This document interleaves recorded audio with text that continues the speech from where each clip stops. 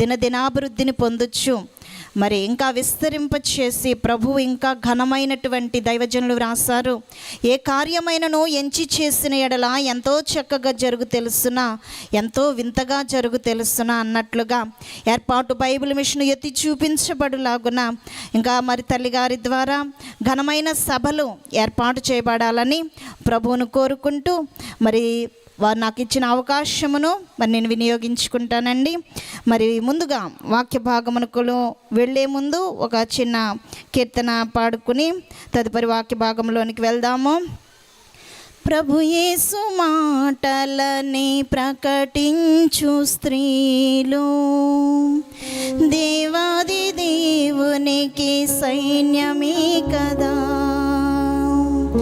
ప్రభు సేవలోనే భాగమైన స్త్రీలు క్రీస్తు సంఘములోని రాళ్ళే కదా.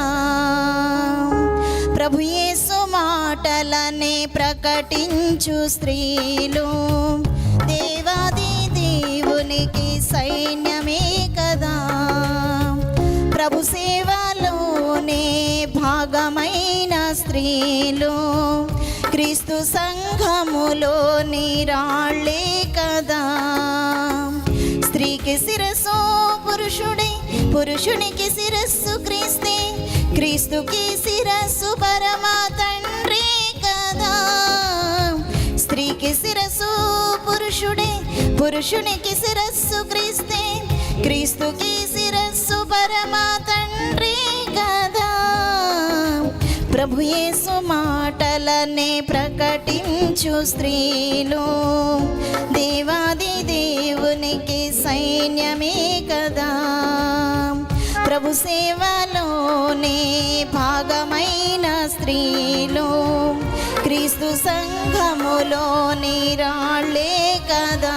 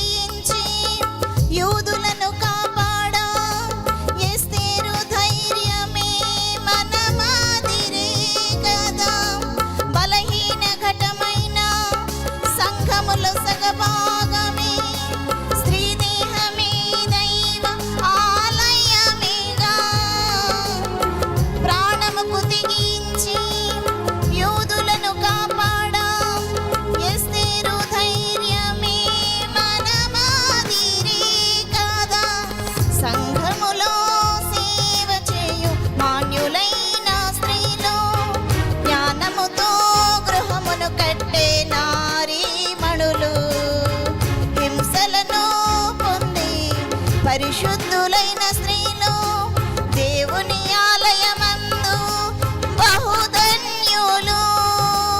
సైన్యమే క్రీస్తు సైన్యమే, స్త్రీలే దైవవరమే. సైన్యమే క్రీస్తు సైన్యమే, స్త్రీలే దైవవరమే.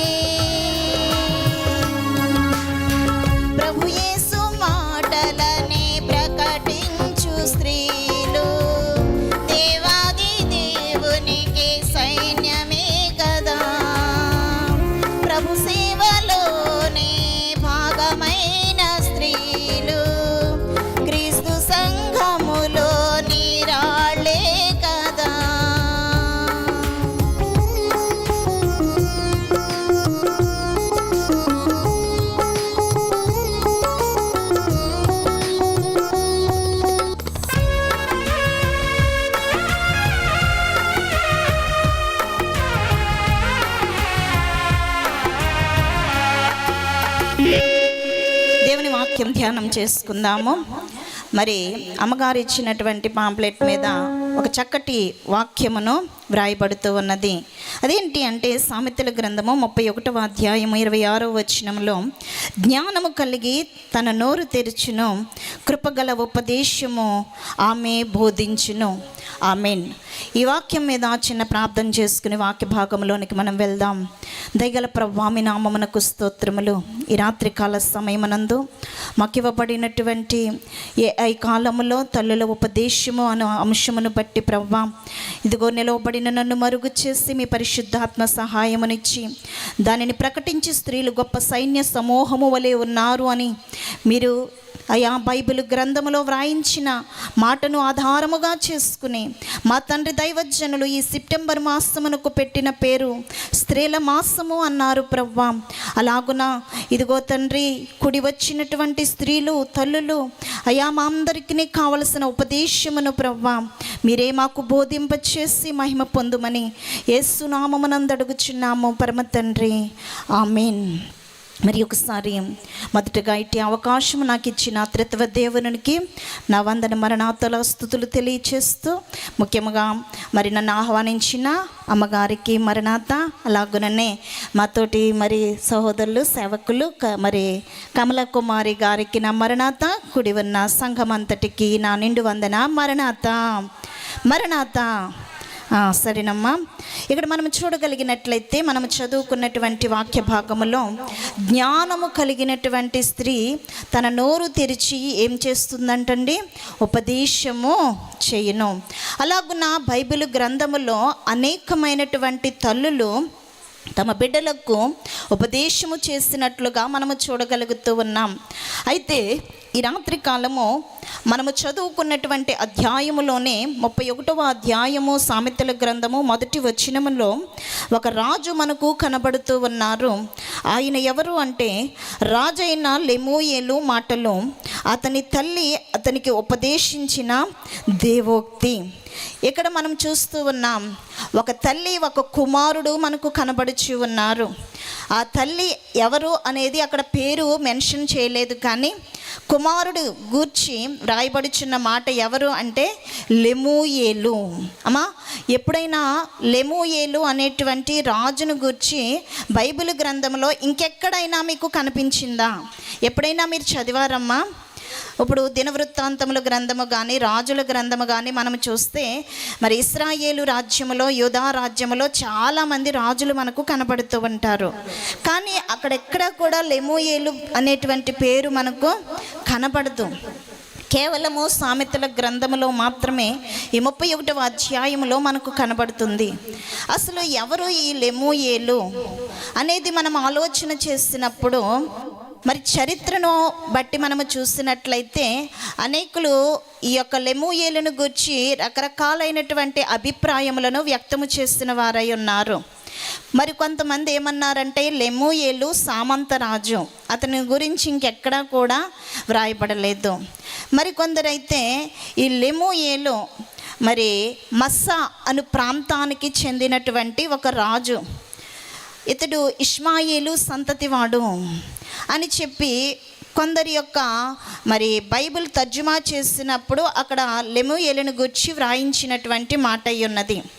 కానీ చాలా మంది మరి చరిత్ర ప్రకారముగా మనము చూసినప్పుడు ఎక్కువ మంది దేనిని సమర్థించారు అంటే ఈ లెమూయేలు ఎవరో కాదో బైబిల్ గ్రంథములో మనము చూస్తున్నటువంటి మరి మనందరికీ తెలిసినటువంటి సొలొమోను రాజు. ఎవరు చెప్పండి? సొలొమోను రాజు. సొలొమోను గురించి అయితే మనందరికీ తెలుసు. సొలొమోను అనే పేరు మనం వింటూ ఉంటాం. అయితే సొలొమోనుకు బైబిల్ గ్రంథంలో ఈ యొక్క 4 పేర్లు మనకు కనబడుతూ ఉన్నాయి. మొదటి పేరు సొలొమోను అనే పేరు మనం చూస్తాం. సొలొమోను అనే పేరుకి అర్థం ఏంటి చెప్పండి? సమాధానము. అలాగుననే నాతాను ప్రవక్త వెళ్ళి మరి అక్కడ ఆయనకు పెట్టుచున్నటువంటి పేరేమిటి అంటే యెదిద్యా. ఏం పేరు చెప్పండి? సొలొమోనుకున్న మరి ఒక పేరే యెదిద్యా. యెదిద్యా అనే మాటకు అర్థం ఏంటంటే యెహోవాకు ప్రియుడు. అలాగే ప్రసంగి. ఇక్కడ మనం చూసినప్పుడు తల్లి పెట్టుకున్న పేరు లెమూయేలు. లెమూయేలు. అమ్మ మీ పిల్లలకి చాలామంది కొంతమందికి పెట్టిన పేరు ఒకటి ఉంటే ఇంకా మరి చాలామందికి రకరకాలైన ముద్దు పేర్లు కూడా పెట్టుకుంటారు కదమ్మా. తండ్రి ఒక పేరు పెడతాడు, తల్లి ఒక పేరు పెడుతుంది, బయట వాళ్ళు బంధువులు ఒక పేరు పెడతారు, చాలా పేర్లు ఉంటాయి. అలాగే సొలొమోను గారికి కూడా చాలా పేర్లు ఉన్నాయి. ఇక్కడ ఆ తల్లి పెట్టుకున్న పేరే లెమూయేలు. లెమూయేలు అనే మాటకు అర్థం ఏంటంటే యెహోవాకు ప్రతిష్ఠితుడు, లేదంటే యెహోవాకు సమర్పించబడిన వాడు అనే అర్థం. ఆ యొక్క లెమూయేలుకు తల్లి చేసినటువంటి ఉపదేశం. ఆ తల్లి ఎవరు చెప్పండి అమ్మా? లెమూయేలు తల్లి ఎవరు? మా సొలొమోను తల్లి ఎవరు? బెత్షెబా. దేవుని పిల్లరా, ఆమె పేరును గురించి ఇక్కడ వ్రాయబడలేదు, కానీ ఎక్కువ మంది ఆమోదించింది మాత్రము ఈ లెమూయేలు ఎవరో కాదు, సొలొమోనే. ఆ తల్లి బెత్షెబా ఆమె చేస్తున్నటువంటి ఉపదేశము ఇక్కడ మనకు కనబడుతూ ఉన్నది. ఏం ఉపదేశము చేసింది? ఆమె చాలా మరి హెచ్చరిస్తూ చెప్తూ ఉంది ఉపదేశం. ఎలా చేస్తుంది చెప్పండి ఉపదేశము? మరి కుమారుణ్ణి రాజు అయినప్పటికీ కూడా, తను ఒక రాజుగా ఉన్నప్పటికీ కూడా హెచ్చరిస్తూ ఉపదేశిస్తూ ఉంది. ఏమంటూ ఉంది అంటే, నా కుమారుడా నేనేమందును, నేను కన్న నా కుమారుడా నేనేమందును. చూడండి ఆమె ఇక్కడ మరి చాలా గట్టిగా చెప్తూ ఉంది. కొంతమంది అంటారు కదా, ఇంత వయసు వచ్చింది నీకేం చెప్పగలను అంటారా? అనరమ్మా అమ్మా అంటారు చాలామంది. మరి ఎంత ఎదిగావు కానీ నీకు ఇంకా బుద్ధి రాలేదు, నేనేం చెప్తాను ఇంక నీకు అంటూ ఉంటారు. అలాగే ఇక్కడ అంటుంది నేనేమందును అంటూ ఉంది. ఇంకా మనం క్రింద వచనాల్లో చూసినప్పుడు, నా మ్రొక్కులు మ్రొక్కి కనిన నా కుమారుడా నేనేమందును. అమ్మ చాలామంది పిల్లల కోసం ఏం చేస్తారు చెప్పండి? మ్రొక్కులు మ్రొక్కుతూ ఉంటారు. మ్రొక్కుతారా మ్రొక్కరమ్మా? చాలామంది ఒకవేళ సంతానం విషయంలో కొంచెం డౌట్ వచ్చిందనుకోండి, వెంటనే దేవుని దగ్గర ఏం చేసుకుంటారు? మ్రొక్కులు మ్రొక్కుచూ ఉంటారు, మ్రొక్కులు చేసుకుంటూ ఉంటారు, మ్రొక్కుబళ్ళు చేసుకుంటూ ఉంటారు. అలాగే ఈ తల్లి కూడానంట ఈ కుమారుని కొరకు ఏం చేసిందంటే చెప్పండి? మ్రొక్కులు మ్రొక్కింది. బైబిల్ గ్రంథంలో మరి యొక్క ఆమె కూడా మ్రొక్కుకుంది. ఎవరు మ్రొక్కుకున్నారు చెప్పాలి మీరు? హన్నా ఏం చేసింది? షిలోహు మందిరానికి వెళ్ళి, దేవా నాకొక్క కుమారుని ఇస్తే చాలా, కుమారుని నీకు ప్రతిష్ఠించుకుంటాను అని మొక్కుకున్నట్లుగా మనకు కనబడుతూ ఉన్నది. అలాగుననే ఈ తల్లి మొక్కుకుని ఆ కుమారుడికి చేస్తున్నటువంటి ఉపదేశము ఇక్కడ మనకు కనబడుతూ ఉన్నది. ఏమని ఉపదేశిస్తూ ఉందో చూడండి 3వ వచనము నుంచి, నీ బలమును స్త్రీలకి ఇయ్యకుము, రాజులను నశింపజేయు స్త్రీలతో సహవాసము చేయకుము. మొట్టమొదటి ఉపదేశము ఏమిస్తూ ఉంది చెప్పండి అమ్మా? మొట్టమొదటిగా ఆ తల్లి ఒక ఉపదేశాన్ని ఇస్తూ ఉంది. ఏం ఉపదేశం ఇస్తూ ఉంది? నీ బలమును స్త్రీలకి ఇయ్యకము. ఎందుచేతనంటే మరి రాజులైనటువంటి వారు స్త్రీ సాంగత్యములో పడి అనేక మంది రాజ్యాలను పోగొట్టుకున్నటువంటి వారి చరిత్ర మనకు కనబడుతూ ఉంది. అమ్మ స్త్రీలు చాలా డేంజర్ అంట, మీరు ఒప్పుకుంటారా? అమ్మ స్త్రీలు అవసరమైతే నిద్రపుచ్చగలరు, లేదంటే నిద్ర లేకుండా చేయగలరు. బైబిల్లో మనం చూస్తాం కదా, దెలీలా ఏం చేసింది? బలమైనటువంటి సంసోన్ను కూడా ఏం చేసింది? నిద్రపుచ్చేసింది. యెజబెలు ఏలియా ప్రవక్త, రోషము కలిగినటువంటి ప్రవక్త, ఆకాశము నుండి అగ్నిని దించినటువంటి ప్రవక్త, అలాంటి గొప్ప ప్రవక్తను కూడా యెజబెలు ఏం చేసింది చెప్పండి? నిద్ర లేకుండా చేసింది. స్త్రీలు తలుచుకుంటే ఏదైనా చేయగలరు అన్నమాట కదా. అయితే అటువంటి స్త్రీలను గురించి అంటూ ఉంది తల్లి, రాజు అయినటువంటి లెమూయేలు, ఇదిగో స్త్రీలతో నీవు జాగ్రత్త, నీ బలమును వారికి ఇయ్యకము. మరి అమ్మగారు అన్నారు, ఇప్పుడు ఏఐ కాలములో తల్లులకు ఉపదేశం, తల్లి చేయవలసినటువంటి పిల్లలకు చేయవలసినటువంటి ఉపదేశం. ఆనాడు రాజైనటువంటి లెమూయేలుకు తన తల్లి ఉపదేశం చేసింది. ఈరోజు మనం ఏ కాలంలో ఉన్నామంట చెప్పండి అమ్మా? ఇది ఏ కాలంలో ఉన్నామో? మనమున్న కాలం ఏ కాలం? అమ్మ ఏ కాలంలో ఉన్నారంటే మౌనంగా ఉన్నారంటే ఏ కాలమో కూడా మీకు తెలియట్లేదా? ఏ కాలంలో ఉన్నారు? వర్షాకాలమా? ఏ కాలం అని అమ్మగారు చెప్తూ ఉన్నారంటే కడవరి కాలము. లోకస్తులైతే అంటారు కలికాలం. ఇదే కాలం అంట. ఏ కాలం వచ్చిందంట? కలికాలం వచ్చింది.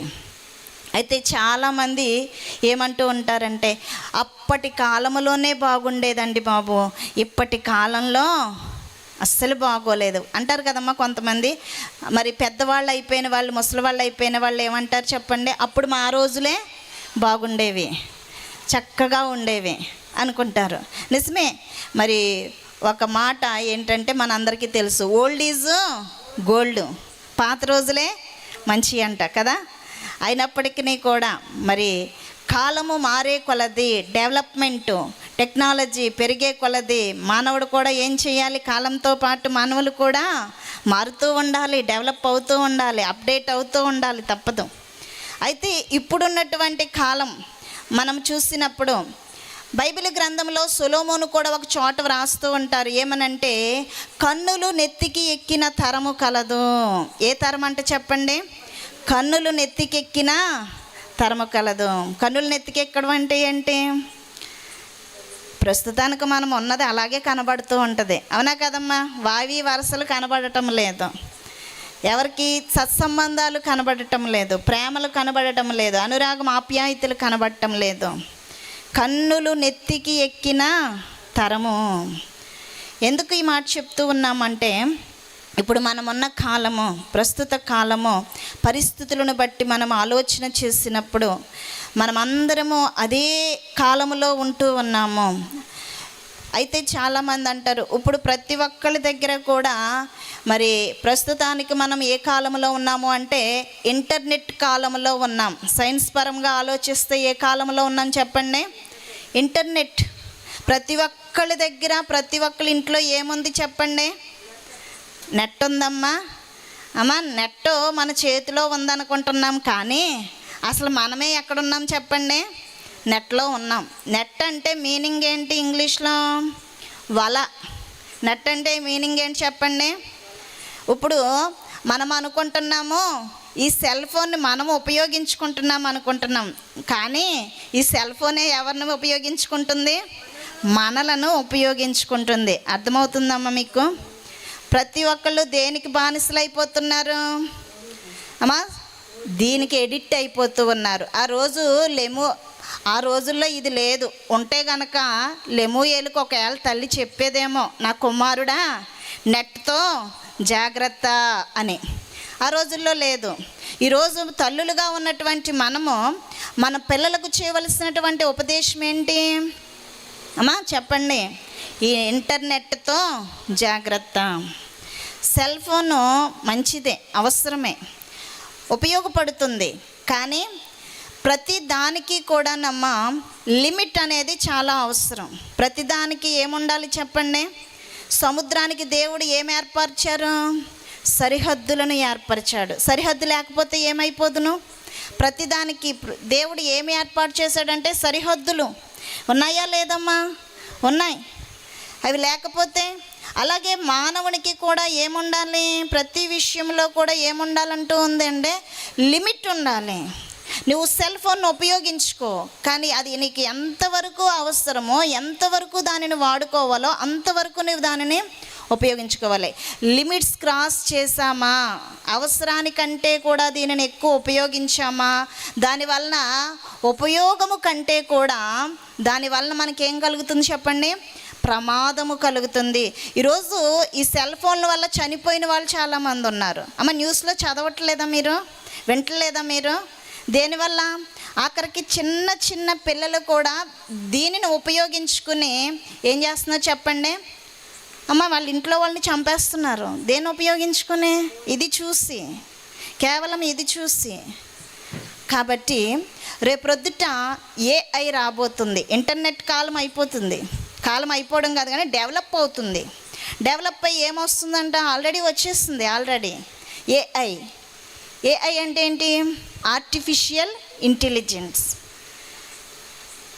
ఈ కాలం వచ్చిందంటే ఇంకా కూడా 1956లోనే ఇది స్టార్ట్ అయింది, కానీ మన వరకు రావడానికి ఇంతకాలం పట్టింది.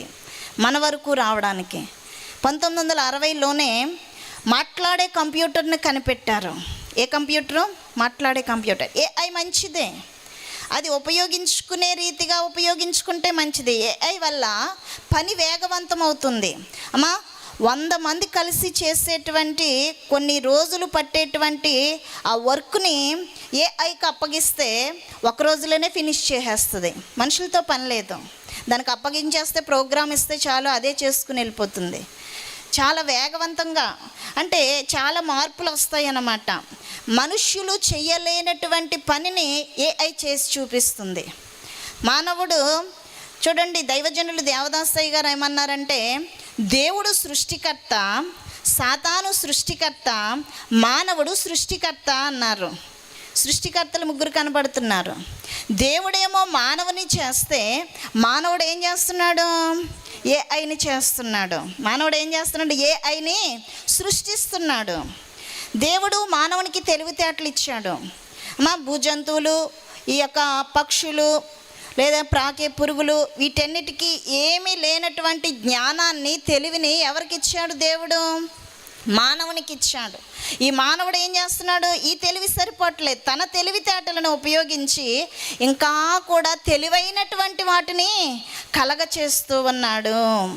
కలగచేయటం మంచిదే, ఏర్పాటు చేయడం మంచిదే, కానీ లిమిట్ దాటితే దానివల్ల మానవునికి మనుగడ నాశనం అయిపోయేటువంటి దినాలు. మనం అందరము కూడా డేంజర్ జోన్లోకి వెళ్ళిపోతాం. ఎక్కడికి వెళ్ళిపోతాం?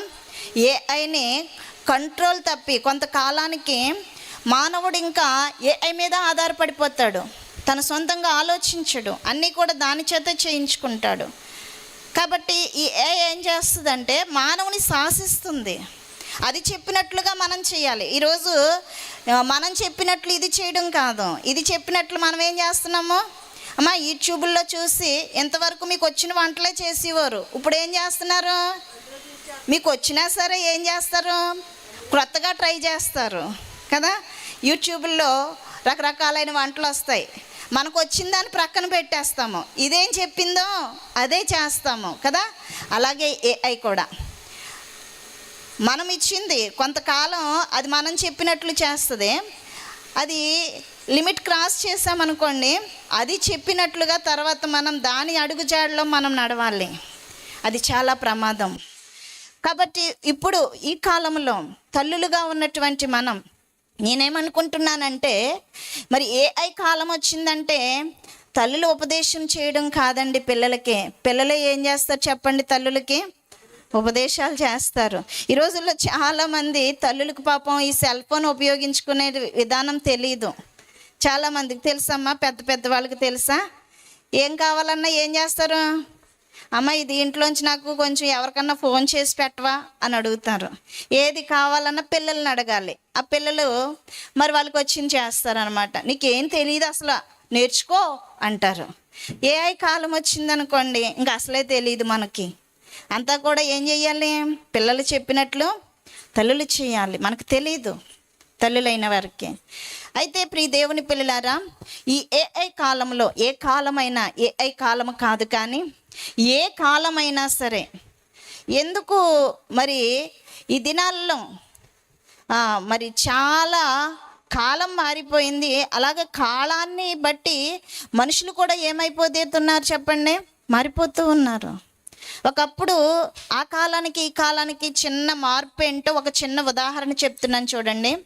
ఆ కాలంలో బట్టలు చిరిగిపోతే ఏం చేసుకునేవారు? కుట్టుకుని వేసుకునేవారు. కానీ ఈరోజు కాలం వచ్చేసరికి ఏం చేస్తున్నారు? చిరిగిన బట్టలే కొనుక్కుని వేసుకుంటున్నారు. కుట్టుకుని వేసుకోవడం కాదు. బట్టల షాప్లోకి వెళ్ళి ఏ బట్టలు కొనుక్కుంటున్నారు? పిల్లలు అడిగితే అడిగారు, తల్లులు కూడా మరి పేరెంట్స్ కూడా ఏం చేస్తున్నారు చెప్పండి? కొనేస్తున్నారు. మరి అది చిరిగిపోయింది కదరా, అది వేసుకోకూడదురా అని చెప్పడం లేదు. వాళ్ళు ఏది అడిగితే అదొక ఫ్యాషన్. అదే ఫ్యాషన్. చిరిగిపోయిన బట్టలు వేసుకోవడమే ఏంటి చెప్పండి? ఫ్యాషన్ అయిపోయింది. ప్రియ దేవుని పిల్లలారా, ఆ కాలానికి ఈ కాలానికి చిన్న డిఫరెన్స్ చెప్తున్నాను అంతే. అంటే నేనేమంటున్నానంటే, పిల్లలకి తల్లులు చెప్పకుండగా, ఉపదేశించకుండగా పిల్లలకు అనుగుణముగా తల్లులు కూడా ఏమైపోతున్నారు చెప్పండి? మారిపోతున్నారు. బట్ కానీ క్రైస్తవ విశ్వాసులనే కాదు, కానీ ఈరోజు మరి జ్ఞానవంతురాలు తన ఇల్లు కట్టుకునని బైబిల్ గ్రంథం సెలవిస్తుంది. స్త్రీ చాలా ప్రాముఖ్యతను దేవుడు ఇచ్చారు. ఒక కుటుంబం కట్టబడాలంటే స్త్రీ మీద ఆధారం. ఒక సమాజము బాగుండాలంటే అది స్త్రీ మీద ఆధారపడి ఉంటుంది. స్త్రీ బాగుంటే అన్నీ బాగుంటాయి. అర్థమవుతుందమ్మా? అందుకనే ఇంటికి దీపం ఇల్లాలన్నారు. ఇంటికి దీపం యజమానుడు అనలేదు. ఎవరంట? ఇంటికి దీపము ఇల్లాలు. ఇంట్లో ఆ యొక్క యజమానురాలు బాగుంటే ఇల్లంతా కూడా చక్కగా ఉంటుంది. నేను చెప్పే విషయం ఏంటంటే, ఈ ఏఐ కాలం వచ్చినా, ఈ కాలంలో ఉన్న ఏ కాలంలో ఉన్నా కూడా తల్లులుగా ఇక్కడ ఉన్న వారు చాలామంది తల్లులు ఉన్నారు. మీ పిల్లలు పెద్దవాళ్ళు అయిపోయి ఉండొచ్చు. ఇంకా కూడా తల్లుల ఆ యొక్క దినాల్లోనికి రాబోయే వారు కూడా ఉన్నారు. ఇంకా చిన్న పిల్లలు కూడా ఉన్నారు. ఒకనాటికి వాళ్ళు కూడా తల్లులు అవుతారు. వాళ్ళకి చెప్పే మాట ఏమిటంటే, ప్రతి ఒక్కరమును కూడా మన యొక్క పిల్లల విషయంలో మనము వారిని పెంచే విధానంలో మరి చాలా జాగ్రత్త కలిగి ఉండాలి. వాళ్ళకి ఉపదేశము చేయాలి. ఏం చేయాలండి? తల్లులుగా పిల్లలకి ఏం చేయాలి? ఉపదేశము చేయాలి. జ్ఞానము కలిగినటువంటి స్త్రీ నోరు తెరిచి ఏం చేస్తుందంట? ఉపదేశము చేయును. మీరు మీ పిల్లలకి చెప్తున్నారా? అసలు ఏం చెప్తున్నారు? ఈరోజు అసలు పిల్లలను పట్టించుకునేటువంటి టైము తల్లులకు ఉండటం లేదు కదమ్మా.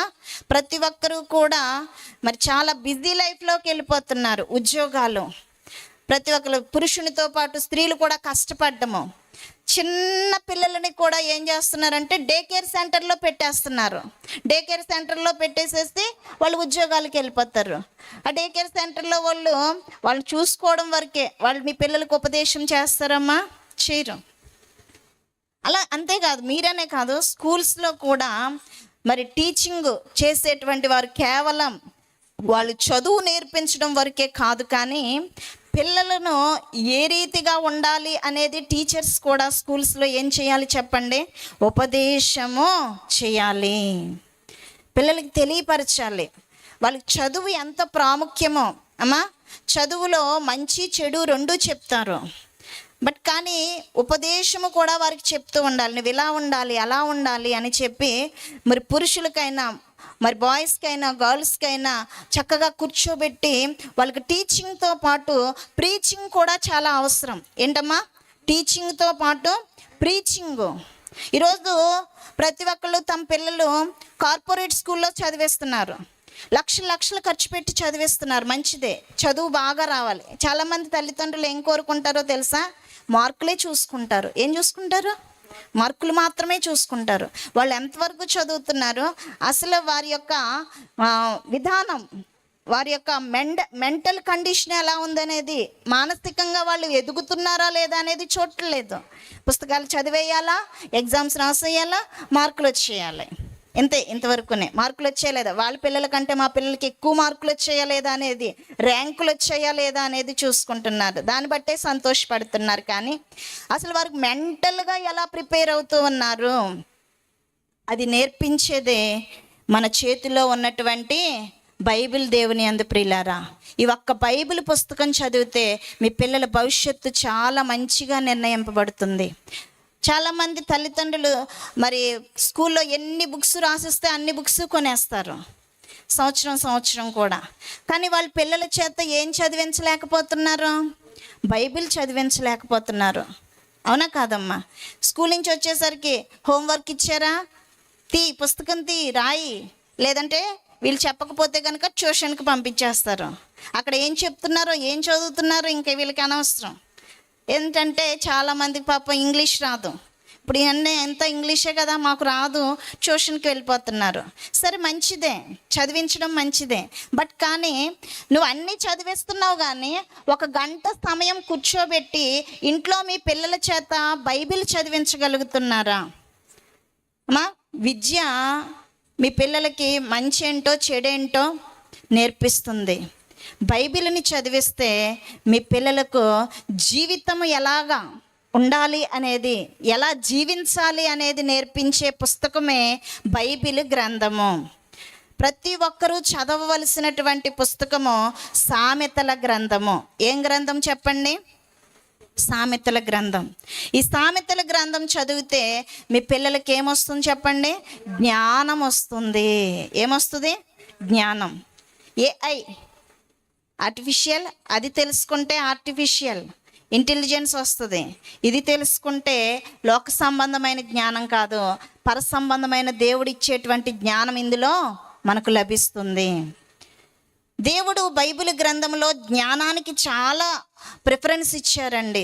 దేవుడే అంటాడు ఏమని? అపరంజిని సంపాదించుకున్నట కంటే జ్ఞానము సంపాదించుకునుట మేలు. లోకానుసారమైనటువంటి జ్ఞానము ప్రతి ఒక్కరికి అవసరమే, కాదని నేను చెప్పటం లేదు, చదివించాలి. మరి వారి ఫ్యూచర్ బాగుండాలంటే, మరి టెక్నాలజీని బట్టి వారు డెవలప్ అవ్వాలి అంటే ప్రతి ఒక్కరికి చదువు చాలా ప్రాముఖ్యం, చదవాలి.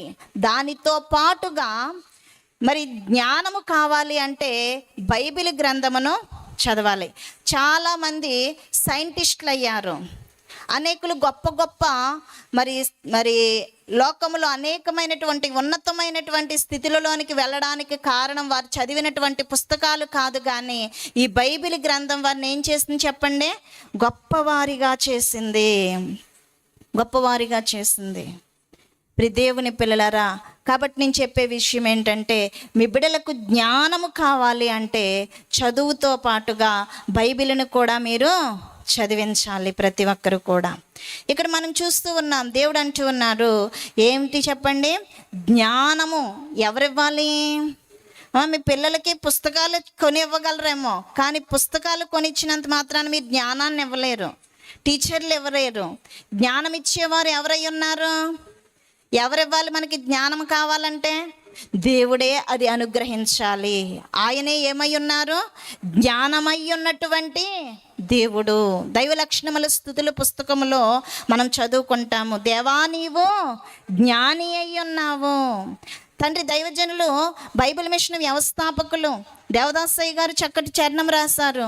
జ్ఞానమంతయు పాడు చేసి కాననైతిని నాయనా, జ్ఞానమంతయు పాడు చేసి కాననైతిని నాయనా, నీవు జ్ఞానము గల తండ్రి వాణి జ్ఞాప్తి వచ్చెను నాయనా, నన్ను దిద్దుము చిన్న ప్రాయము సన్నుతుండగు నాయనా. అమ్మా, కాబట్టి ఆయనే మనకు జ్ఞానం ఇచ్చువారై ఉన్నారు. బైబిల్ గ్రంథంలో మనము చూసినప్పుడు దేవుని వాక్యం సెలవిస్తూ ఉంది, యెహోవా యందు భయభక్తులు కలిగి ఉండుట జ్ఞానమునకు మూలము. జ్ఞానము కావాలంటే ఏం కలిగి ఉండాలంట? దేవుని యందులే భయభక్తులు కలిగి ఉండాలంట. మీ బిడ్డలు జ్ఞానవంతులు కావాలంటే భయభక్తులు వారు పెంచాలి. అందుకనే బాలుడు నడవవలసిన త్రోవలలో వారిని నడిపించుము, పెద్దవారైనప్పుడు వారు తొలగిపోరు. తల్లులుగా ఉన్నటువంటి వారులారా, మీ పిల్లలు ఎదిగితే మీ మాట వినరు. అమ్మ, ఎదిగిన తర్వాత వింటారు మీ మాట? అస్సలు వినరు. ఎప్పుడు చెప్పాలి వారికి? పిల్లలుగా ఉన్నప్పుడే. వీళ్ళేం వింటారులే, వీళ్ళేం నేర్చుకుంటారులే, వీళ్ళకేం చెప్తాములే అనుకున్నా, మరి ఏ దాటిపోయిందా మీ మాట అస్సలు వినరు. వాళ్ళకి చెప్పాల్సిన చిన్నతనం నుంచే వాళ్ళకి ఏం చేయాలి చెప్పండి? ఉపదేశము చేయాలి. ఏం చేయాలి? ఉపదేశము చేయాలి. కీర్తనకారుడు దావీదు ఒక మాట అంటారు, కీర్తనల గ్రంథము 34వ దావీదు కీర్తన ఒకసారి చూడండి అమ్మా. 34వ దావీదు సంకీర్తన 11వ వచనము ఇలాగున వ్రాయబడుతుంది, పిల్లలారా మీరు వచ్చిన మాట వినుడి, యెహోవా యందలి భయభక్తులు మీకు నేర్పెదను. ఇక్కడ ఏమంటూ ఉన్నాడు? ఏం నేర్పిస్తాడంటే వాళ్ళ పిల్లలకి, అమ్మా చాలామంది తల్లులు తండ్రులు ఇక్కడ ఉన్నారు. మీరు మీ పిల్లలకి ఏం నేర్పిస్తున్నారు? రారా బండి నేర్పిస్తాను, నీకు గేమ్స్ ఆడడం నేర్పిస్తాను, క్రికెట్ నేర్పిస్తాను, గేమ్స్ నేర్పిస్తాను. చాలామంది మరి ప్రతిదీ నేర్పిస్తూ ఉంటారు. అయితే మీ పిల్లలకి ఏం నేర్పించాలి? దేవుని యందలి భయభక్తులు నేర్పించాలి. మీరేం నేర్పిస్తున్నారు? ఎందుచేతనంటే యెషయా గ్రంథంలో వ్రాయబడుతుంది, యెహోవా ఆత్మ జ్ఞాన వివేకములకు ఆధారమగు ఆత్మ, తెలివిని వివేకమును కలిగించు ఆత్మ. జ్ఞానము కావాలన్నా, వివేకము కావాలన్నా, తెలివి కావాలన్నా, ఏం కావాలన్నా, ఏం సాధించాలన్నా, వారి భవిష్యత్తు బాగుండాలన్నా ప్రతి ఒక్కరు తల్లిదండ్రులు ఆశించేదంటే మాకన్నా మా పిల్లలు ఫ్యూచర్లో బాగుండాలి, వారు ఉన్నతమైన స్థితిలో ఉండాలి, వారి భవిష్యత్తు బాగుండాలి, ప్రయోజకులు కావాలి. ఇవన్నీ కావాలంటే నువ్వు చేయాల్సిన పని ఏంటంటే, ఫస్ట్ ఆఫ్ ఆల్ వారు దేవుని సన్నిధిలో ఎదిగేటట్లు మీరు పెంచండి, మీరు ఉపదేశం ఇవ్వండి. నువ్వు అలా సెల్ ఫోన్తో పెట్టుకుని కూర్చోవడం కాదు. రా, నీకు దేవుని యందలి భయభక్తులు నేర్పిస్తాను, నువ్వు దేవుని మందిరానికి వెళ్ళు, దేవుని పరిచర్య చెయ్యి అని చెప్పి మీరు ఏం చేయాలి? వారికి ఉపదేశము చేయాలి. దేవుని పిల్లలారా, బైబిల్లో యేసుక్రీస్తు ప్రభువారు ఏమన్నారో తెలుసా?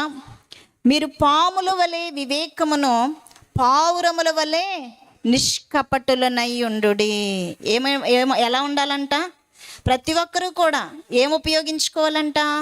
వివేకము. ఏం కావాలన్నాడు దేవుడు? పాముల వలె వివేకం కలిగి ఉండమంటే వివేకాన్ని పక్కన పెట్టేస్తారు చాలామంది, పాముల్లాగా ఉంటారు చాలామంది. అంతే కదమ్మా? పాముకి ఏంటంట? పాముకి ఏముంటుందంట? విషం. నిలువెల్ల ఘోరపు విషమేనయ్యా, మనిషిగా పుట్టిన సర్పానయ్యా.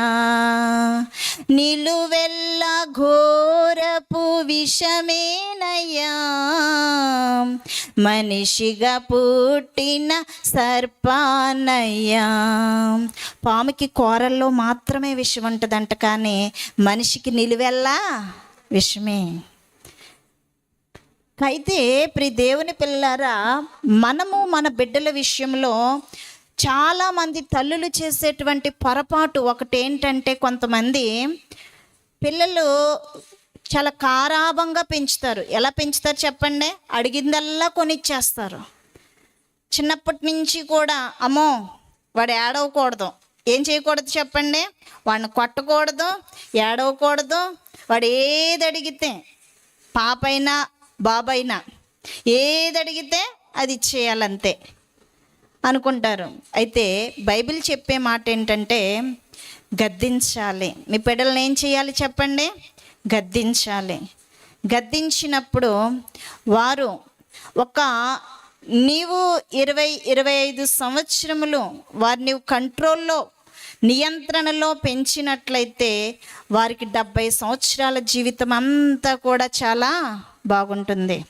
నువ్వు చిన్నతనము నుంచి అమ్మో వీడు ఏడుస్తాడేమో, వీడు బాధపడతాడేమో, మరి వీడు ఫీల్ అవుతాడేమో అని చెప్పి నువ్వు కొట్టడం మానేశారనుకోండి, వాడు ఏదంటే అది చేశారనుకోండి, బాగానే ఉంటుంది. నువ్వు 20 సంవత్సరాలు బాగానే పెంచుతావు. ఆ తర్వాత నుంచి ఎవరు ఏడుస్తారు? వాడు ఏడవడు, నువ్వేడుస్తావు, పేరెంట్స్ ఏడుస్తారు. వీడిని ఇలా పెంచడం నా తప్పే అనుకుంటారా? అనుకోరమ్మా? అనుకుంటారు. కాబట్టి గద్దించాలంట. మరి 2 రాళ్ళు ఉన్నాయి. ఒక శిల్పకారుడు ఒకరోజు వెతుకుతూ ఉన్నాడు. 2 బండరాళ్ళు కనిపించినాయి. బండరాళ్ళు కనిపించితే ఒక రాయి సెలెక్ట్ చేసుకున్నాడు. ప్రతిరోజు వచ్చేవాడంట, ఉలి పట్టుకొచ్చి ఆ బండను ఏం చేసేవాడు చెప్పండి? కొట్టేవాడు. మరి శిల్పం కావాలంటే ఏం కావాలి? ఉలి దెబ్బలు తగలాలి. తినాలి. ఈ ఎదురుగా ఉన్నటువంటి రాయి ప్రతిరోజు ఎక్కిరించేదంట. నీకు భలే దెబ్బలు తగులుతున్నాయి, నేను ఎంత చక్కగా ఉన్నాను, రోజు వస్తున్నాడు, రోజు కొడుతున్నాడు నిన్ను, మా బాగా అయ్యిందిలే నీకు అని చెప్పి ఇంకొక రాయి, బండరాయిని ఏం చేస్తుందంట, ఎక్కిరిస్తూ ఉందంట. అలాగ కొన్ని రోజులు అయిపోయిన తర్వాత ఒక చక్కటి రూపం వచ్చిందంట ఈ బండరాయికి. ఏమొచ్చింది? శిల్పాన్ని చెక్కాడు. చాలా అందమైన రూపం వచ్చిందంట. ఈ అందమైనటువంటి రూపాన్ని తీసుకుని వెళ్ళి ఒక విగ్రహముగా చేసి దానిని ఒక గుడిలో ప్రతిష్ఠించాడు. ఏం చేశారు చెప్పండి? ప్రతిష్ఠించారు. ఈ బండరాయి కూడా ఎదురుగా ఉంది కదా, దీన్ని ఇక్కడ ఎందుకులే అని చెప్పేసి ఆ గుళ్ళోనే ఎదురుగుండగా ఏం చేశారు చెప్పండి? ఆ బండరాయిని అక్కడ పెట్టారు. ప్రతిరోజు వచ్చి ఏ యొక్క శిల్పానికి అయితే దెబ్బలు తగిలాయో, ఉలి దెబ్బలు తగిలాయో, ఇప్పుడు దానికి ఏం పడుతున్నారు? పూజలు, హారతులు, నమస్కారాలు. వాళ్ళకి ఏం చేస్తున్నారు చెప్పండి? ప్రతి ఒక్కరికి గౌరవిస్తున్నారు, నమస్కారం చేస్తున్నారు, దండం పెడుతున్నారు. మరి ఈ బండరాయి మీదకి వచ్చి ఏం చేస్తున్నారు? కొడుతున్నారు. అర్థమవుతుందమ్మా మీకు? దీన్ని ఏం చేస్తున్నారు? ప్రతిరోజు మొట్టికాయలే దీనికి. ఇది లైఫ్ లాంగ్ అన్నమాట. అది అప్పుడు అనుకుందంట, అయ్యయ్యో ఆ రోజు నిన్ను కొడుతుంటే నేను ఎక్కిరించాను కదా, ఈరోజేమో నీకు దండాలు, నాకేమో మొట్టికాయలు. ఎందుకు ఈ విషయం చెప్తున్నానంటే, కొద్ది కాలము బాధపడిన బిడ్డల విషయంలో ఏం చేయాలి చెప్పండి? పెట్టాల్సినప్పుడు పెట్టాలి, కొట్టాల్సినప్పుడు కొట్టాలి. తండ్రి ఆ సమయంలో గద్దించకపోయినా, తల్లి ఆ సమయంలో ఉపదేశించకపోయినా వారు చెడిపోతారు. ఏమైపోతారు చెప్పండి? వారు మార్గము తప్పిపోతారు. తప్పిపోయిన తర్వాత మనం చేయగలిగింది ఏమీ లేదు. అందుకనే అతడు ఒక రాజు అయినప్పటికీ కూడా లెమూయేలు తల్లి ఇక్కడ ఏం చేస్తుంది? ఉపదేశము చేస్తూ ఉన్నది. దేవుని పిల్లార, సమయం అవుతుంది కాబట్టి నేను త్వరగా చెప్తాను. ఇంకా రెండవ ఉపదేశం ఏం చేస్తుంది అంటే, ఒకటి స్త్రీల విషయంలో నువ్వు జాగ్రత్తగా ఉండు. నేను వాక్యం చదివించనండి, దాని క్రింద మనం చూసినప్పుడు రెండవది ఏం చెప్తుందంటే, ఆమె మద్యపానం విషయంలో నువ్వు జాగ్రత్తగా ఉండు. ఏ విషయంలోని? మద్యపానము, చెడు అలవాట్ల విషయంలో నీవు జాగ్రత్తగా ఉండు. మూడవది ఏం చెప్తుంది అంటే 8-9 వచనాల్లో మనం చూసినప్పుడు, నీవు ఏ విషయంలో జాగ్రత్తగా ఉండాలి అంటే, నీవు ఒక అధికారి హోదాలో ఉన్నావు, ఒక రాజుగా ఉన్నావు కాబట్టి ప్రజలకు న్యాయము తీర్చేటువంటి విషయంలో నీవు అన్యాయముగా ఉండవద్దు. దిక్కులేని వారి పట్ల, పేదల పట్ల నీవు అన్యాయముగా ఉండవద్దు. ఈ 3 హెచ్చరికలు, ఈ 3 ఉపదేశాలను కూడా తన కుమారునికి చేస్తూ ఉన్నట్లుగా మనం ఇక్కడ చూస్తూ ఉన్నాము. అలాగనే మనము మన బిడ్డల విషయంలో వారికి ఏం చేయాలి చెప్పండి? ఉపదేశము చేయాలి. మీరు ఉపదేశము చేసినప్పుడు ఇంటర్నెట్ కాలం కాదు కదా, కలికాలము కాదు కదా, మరి ఏ కాలం వచ్చినా, ఏఐ కాలం వచ్చినా సరే, వారి యొక్క లైఫ్లో మంచి మార్గములో నుండి వారు ఏం చేయరు చెప్పండి? బయటకు తొలగిపోరు. చిన్నపిల్లలుగా ఉన్నప్పుడే వారికి మంచి ఏంటో చెడేంటో నేర్పించాలి. రవీంద్రనాథ్ ఠాగూర్ మీ అందరికీ తెలిసే ఉంటుంది, పేరు వినే ఉంటారు. తెలుసు అంటే మీరు చూసి ఉండకపోవచ్చు, నేనే చూడలేదు, మనం ఆయన ఉన్న కాలంలో మనం లేము, కానీ పేరు వినే ఉంటారు కదమ్మా. రవీంద్రనాథ్ ఠాగూర్ వాళ్ళ తండ్రి దేవేంద్రనాథ్ ఠాగూర్. అయితే ఈ రవీంద్రనాథ్ ఠాగూర్ గారు చిన్న పిల్లవాడిగా ఉన్నప్పుడు మరి ఆయన ఊరు వెళ్ళొచ్చాడు. తండ్రి డబ్బులు ఇచ్చాడు, ట్రైన్కి ఊరు వెళ్ళొచ్చాడు. అయితే ట్రైన్లో ఈయన ఏం చేశాడంటే హాఫ్ టికెట్ తీసుకున్నాడు. ఫుల్ టికెట్ తీసుకోవాల్సింది ఏం చేశాడు? హాఫ్ టికెట్ తీసుకున్నాడు. డబ్బులు ఇంకా మిగులుతాయి కదా అని చెప్పి అనుకున్నారంట. సరే వచ్చేసాడు. మిగిలిన చేంజ్ తీసుకెళ్ళి ఆ తండ్రికి ఇచ్చాడు. డాడీ ఇదిగోండి అని.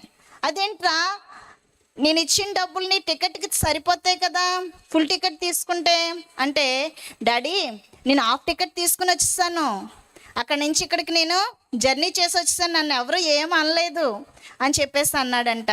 వెంటనే తండ్రి, ఆహా నా కొడుకే, నా బంగారమే, ఎంత మంచి పని చేసావు నాయన, నీకు అన్ని తెలివితేటలు ఉన్నాయి నాయన అని అనలేదండి. మనమైతే ఏం చేస్తాము? మా అమ్మాయికి అన్ని తెలివితేటలు, ఫుల్ టికెట్ అయినా హాఫ్ టికెట్ తీసుకుని వచ్చేసింది, మా అబ్బాయికి ఎన్ని తెలివితేటలు అంటుకుంటాం మనమైతే. అమ్మ డబ్బులు మిగిల్చేశారు అనుకుంటాం మనమైతే. ఆ తండ్రి వెంటనే ఏం చేస్తాడో తెలుసా ఆయన్ని? నువ్వు చేసిన తప్పు, నువ్వెందుకు అబద్ధం ఆడావు? వెంటనే ఈ టికెట్, ఈ చేంజ్ పట్టుకెళ్ళి స్టేషన్కి వెళ్ళి, నేను తప్పు చేశానండి, నాకు ఫుల్ టికెట్ అండి, నేను హాఫ్ టికెట్ తీసుకున్నానండి, ఇదిగోండి నాకు ఫుల్ టికెట్ ఇచ్చేయండి, ఇదిగోండి మీ డబ్బులు అని చెప్పేసి నువ్వు ఇచ్చేసిరా, ఇచ్చి నాకు మళ్ళీ కనిపించు, ఆ టికెట్ తీసుకున్నాక కనిపించు అన్నారంట ఆ దేవేంద్రనాథ్ ఠాగూర్ గారు. ఎందుకు విషయం చెప్తున్నానంటే, ఆయన విషయం ఏంటంటే, వీడిని ఇక్కడే అదుపు చేయలేకపోతే, ఏం చేయకపోతే, అదుపు చేయలేకపోతే రేపు ప్రొద్దుట ఏమైపోతాడు? మోసము చేస్తాడు, అబద్ధాలు ఆడతాడు, ఇదే తెలివి అనుకుంటాడు, నేను మోసం చేసి సంపాదించాను అనుకుంటాడు, డబ్బులు మిగిల్చాను అనుకుంటాడు.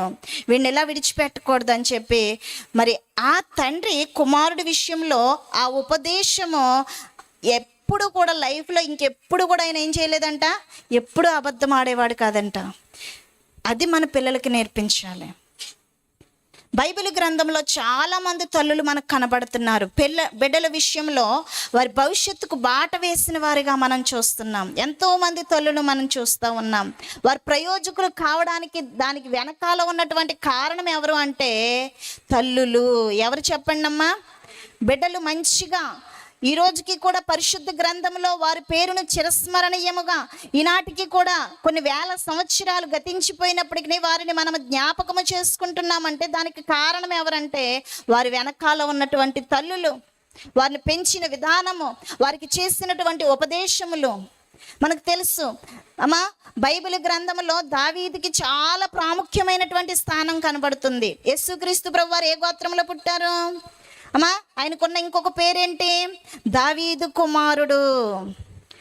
ఆ దావీదు జీవితము ఒక హీరో. బైబిల్ గ్రంథంలో దావీదు ఎవరు చెప్పండి? ఒక హీరో. ఎందుకు హీరో అయ్యాడు? అసలు ఆయన జన్మము, ఆయన బాల్యమును గురించి ఎక్కడా మనకు కనిపించదు. ఆయన తల్లిని గురించి ఎక్కడా మనకు కనిపించదు. తండ్రిని గురించి వ్రాయబడింది కానీ తల్లిని గురించి వ్రాయబడలేదు.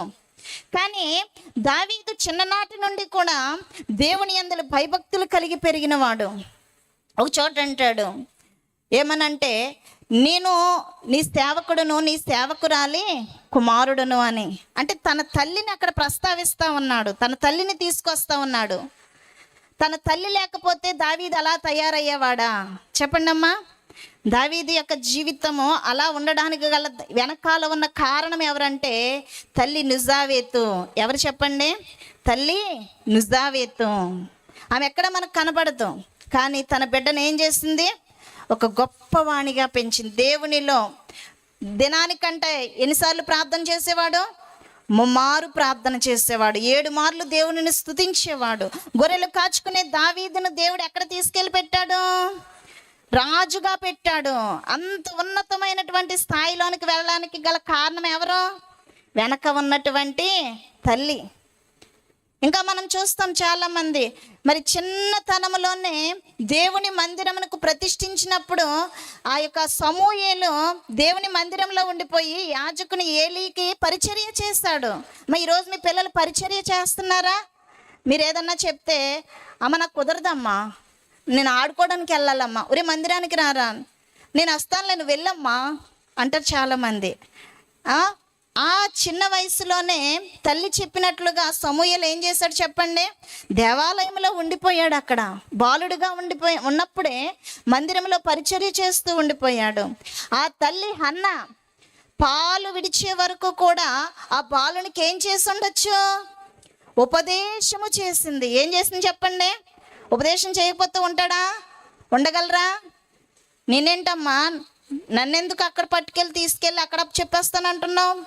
మరి ధనవంతుడు కదా, అక్కడికి వెళ్ళి పని చేయవలసిన అవసరం ఏముంది సమూయేలు గారికి?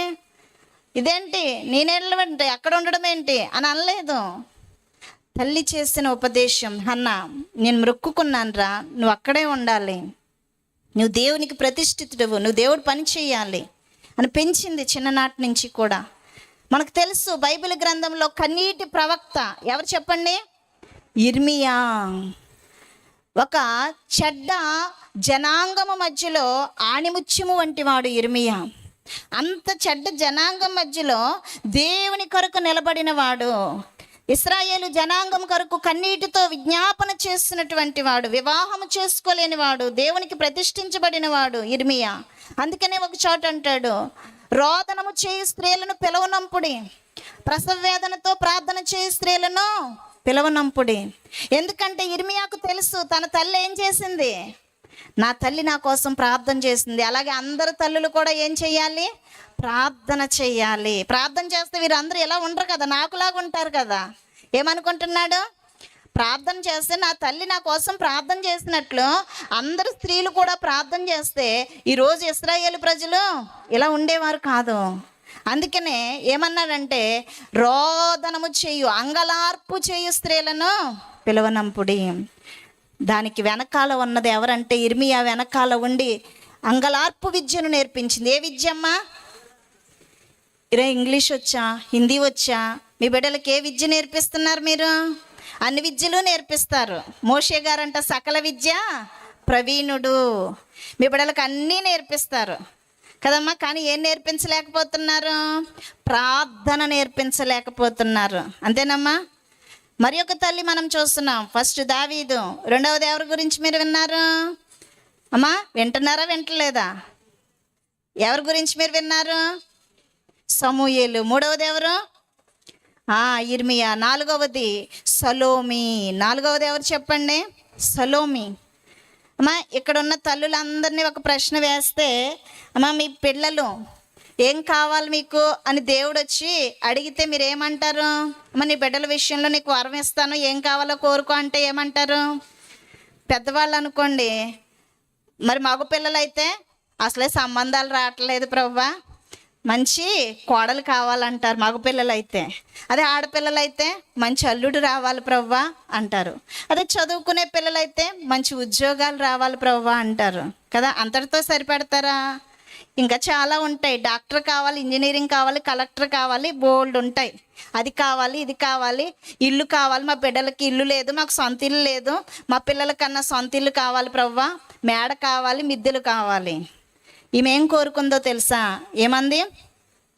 నా పిల్లలు రేపు రొద్దుటి పరలోక రాజ్యంలో కుడివైపున ఒకళ్ళనే, ఎడం వైపున ఒకళ్ళనే, పరలోకంలో సింహాసనం కావాలని కోరుకుంది. అమ్మ ఎంత ఎక్కడికి ఆలోచించిందో చూడండి. ఆమె భూ సంబంధమైన వాటి మీద మనసు పెట్టలేదు, పర సంబంధమైన వాటి మీద దృష్టి పెట్టింది. ఎప్పుడైనా మీ పిల్లల విషయంలో ప్రవ్వా పరలోకంలో నీ సింహాసనం దగ్గర మాకు కూడా సింహాసనం ఉండాలి, మా పిల్లలకు సింహాసనం ఉండాలి, నీ రాజ్యంలో స్థానం ఉండాలి, నా బిడ్డలకు నీ రాజ్యంలో చోటు ఉండాలని ఎప్పుడైనా దేవుని దగ్గర మీరు మొరపెట్టారమ్మా? ఎప్పుడైనా అడిగారా? నా పిల్లలకు అది కావాలి, ఇది కావాలి, ఇది కావాలి, అది చెయ్యి, ఇది చెయ్యి అని అడుగుతాం. కానీ దైవజనులు ఏమన్నారో తెలుసా? ఈ విషయంలో ఒక మాట చెప్పారు చూడండి. 3 కావాలనుకుంటే 0 ఉంటుందంట. 3 కావాలనుకుంటే 0 ఉంటుందంట. 2 కావాలనుకుంటే 5 వస్తాయి అన్నారు. 2 కావాలనుకుంటే 5 వస్తాయి. దేనిని గురించి చెప్పారంటే ఈ మాట మత్తయి సువార్త 6వ అధ్యాయం తీయొద్దమ్మా, 31, 32, 33 వచనాల్లో అక్కడ మాటలు వ్రాయబడితే, కాబట్టి ఏమి తిందుమో, ఏమి త్రాగుదుమో, ఏమి ధరించుకుందుమో. 3 ఏమి తిందుమో, ఏమి త్రాగుదమో, ఏమి ధరించుకుందాం. ఈ 3 కావాలనుకున్నారనుకోండి, మీకు కలిగేది ఏంటి? 0. 2 కావాలనుకుంటే ఏంటా 2? మొదట నా నీతిని, నా రాజ్యాన్ని వెదకండి, అప్పుడు అవన్నీ మీకు అనుగ్రహిస్తాను. 5 కలుగుతాయి. అంటే తిండి, త్రాగడము, ధరించుకోవడము, ఆయన నీతి, ఆయన రాజ్యం, ఈ 5 కూడా మనకి దొరుకుతాయి అన్నారు. కాబట్టి సలోమి తన బిడ్డలను ఏం చేసింది చెప్పండి? యాకోబు, యోహానులను దేవుని యొక్క సేవలో ప్రభు పిలుచుకున్నారు. ఆయనను వెంబడించిన వారిగా మనం చూస్తూ ఉన్నాము. దాని వెనకాల మరి సలోమి మనకు కనపడుతుంది. వాళ్ళు వెళ్ళిపోవడానికి గల కారణం ఎవరు చెప్పండి? వెంబడించడానికి గల కారణం ఎవరు? తల్లి మనకు కనబడుతుంది. అంతేకాదు ఆమె అడుగుతుంది, సింహాసనాలు కావాలి ప్రభువా, ఇంకేమొద్దు నాకు, ఎంత చక్కటి కోరికో చూడండి. ఈరోజు మనం ఎలా ఉన్నాం, మన బిడ్డల విషయంలో ఏం ఉపదేశిస్తూ ఉన్నాము? చాలామంది తల్లులు కనబడతారు ఇలాగా బైబిల్ గ్రంథంలో. మోషే తల్లి తన బిడ్డను చక్కగా పెంచింది కాబట్టి ఏమన్నాడు మోషే గారు? ఐగుప్తు ధనము కంటే క్రీస్తు నిశ్చయమైన నింద గొప్ప భాగ్యము. దేవుణ్ణి ఎంచుకున్నాడా, ధనాన్ని ఎంచుకున్నాడా? అమ్మా, మన పిల్లలు ఏమి ఎంచుకుంటారు? దేవుణ్ణి ఎంచుకుంటారా, ధనాన్ని ఎంచుకుంటారా? మన పిల్లలను చక్కగా పెంచితే దేవుణ్ణే ఎంచుకుంటారు. ఎలా పెంచుతూ ఉన్నాము? మన తండ్రి దైవజనులు దేవదాసయ్య గారి యొక్క తల్లి సచివతమ్మ గారు, ఎవరు చెప్పండి? యోనా సచివతమ్మ గారు. వృద్ధాప్యములో కన్నటువంటి బిడ్డ. కానీ దేవదాసయ్య గారికి చిన్ననాటి నుండి ఏం నేర్పించారు? మోకాళ్ళ ప్రార్థన నేర్పించారు. ఏం నేర్పించారమ్మా? వారు మోకరించినటువంటి స్థలం అంట గుంటలు పడి ఉండేదంట. ఏం పడి ఉండేది? దేవదాసయ్య గారు ఆ యొక్క మోకాళ్ళ జీవితము బహుశా వాళ్ళ తల్లిదండ్రుల దగ్గర నుంచి చిన్ననాటి నుంచి నేర్చుకున్నారు. వాళ్ళు ప్రార్థనా పరులు కాబట్టే దేవదాసయ్య గారు కూడా ఏం కాగలిగారు? ప్రార్థనా పరులు కాగలిగారు. ఇలా ఎంతోమంది తల్లులను చూస్తున్నాం. ఉదాహరణకు సుసన్నా వెస్లీ, మీరు పేరు వింటారు. జాన్ వెస్లీ పేరు విన్నారమ్మా ఎప్పుడన్నా? మిషనరీ జాన్ వెస్లీ, అలాగే చార్లెస్ వెస్లీ, వీళ్ళిద్దరూ అన్నదమ్ములే. అయితే వీరిద్దరి యొక్క తల్లి ఎవరంటే సుసన్నా వెస్లీ. ఈ సుసన్నా వెస్లీ గారికి 19 మంది సంతానం. ఎంతమంది? 19 మంది. 9 మంది చనిపోయారు, 10 మంది మిగిలారు. ఈ 10 మందిని కూడా మరి ఆనాటి కాలంలో తన యొక్క భర్త, బిడ్డల యొక్క తండ్రి వారికి ఉన్న పరిస్థితులను బట్టి సరిగా ఉండేవాడు కాదు. కొన్నిసార్లు దొంగతనాలు చేస్తే జైలుకు వెళ్ళినప్పుడు తన కుటుంబం కోసం నడుము కట్టుకుని తనే బాధ్యత వహించి ఒకవైపున పిల్లలను కష్టస్థితిలో పిల్లల్ని పెంచుకుంటూనే 16 కండిషన్స్ పెట్టిందంటండి. ఆ పిల్లలకి ఏం చేసింది చెప్పండి? 16 ఉపదేశాలు ఇచ్చి పెంచింది. ప్రతి ఒక్కరికి కూడా మీరు ఇలా ఉండాలి, అలా ఉండాలి, అది చేయాలి, ఇది చేయాలి, ఇలా చేయకూడదు, అది చేయకూడదు అని చెప్పి చిన్ననాటి నుండి కూడా భయభక్తులతో పెంచింది. గొప్ప ప్రయోజకులను చేసింది. ఎలా తయారు చేసిందంటే మిషనరీలుగా తయారు చేసింది. మరణాత అమ్మా, చేతులు పైకి లేగట్లేదమ్మా. చలేస్తుందా, ఉడికొస్తుందా మీకు? ఇందాక నుంచి విసురుకుంటున్నారు కొంతమంది. మరణాత. నేను సమయానికి ముగించేస్తానమ్మా, సమయం అయిపోయింది కాబట్టి, నా సమయం అయిపోతుంది కాబట్టి. 16 ఉపదేశాలు ఇచ్చి పెంచింది. ఈరోజు లెమూయేలు తల్లి తనకు ఉపదేశం ఇచ్చింది. అలాగే బైబిల్లో అబీయా తన కుమారుడు, తన భర్త దుర్మార్గుడే, కానీ తన బిడ్డ విషయానికి వచ్చేసరికి హిజ్కియా రాజుకి ఏం చేసింది? ఉపదేశము చేసింది. నువ్వు డాడీ వల్లే ఉండొద్దు, డాడీ విధానం మంచిది కాదు, నువ్వు ఎలా ఉండాలంటే దావీదు, మన పితరుడైన దావీదు అనుసరించిన మార్గాన్ని నువ్వు అనుసరించు, ఆ మార్గంలో నువ్వు నడుచుకో అని తల్లి చెప్తూ పెంచింది. కాబట్టే హిజ్కియా ఏమయ్యాడు చెప్పండి? గొప్ప ప్రార్థనాపరుడయ్యాడు. ఆయన ప్రార్థన చేస్తే జవాబు ఎప్పుడొచ్చిందమ్మా? వెంటనే వచ్చింది. మరణకరమైన రోగంతో బాధపడుతున్నప్పుడు వెంటనే దేవుడు జవాబిచ్చాడు. అంత గొప్ప రాజు హిజ్కియా రాజు. దానికి కారణం ఎవరంటే అబీయా, తల్లి అయినటువంటి అబీయా. ఇలా బైబిల్ గ్రంథంలో చాలా తల్లులు తమ బిడ్డల విషయంలో ఏం చేశారు చెప్పండి? ఉపదేశము.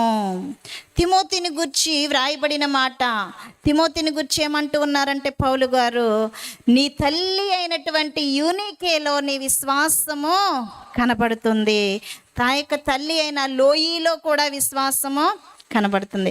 మీలో ఉన్న విశ్వాసము ఎవరిలోకి వచ్చేయాలి అమ్మా? మీ పిల్లలలోనికి వచ్చేయాలి.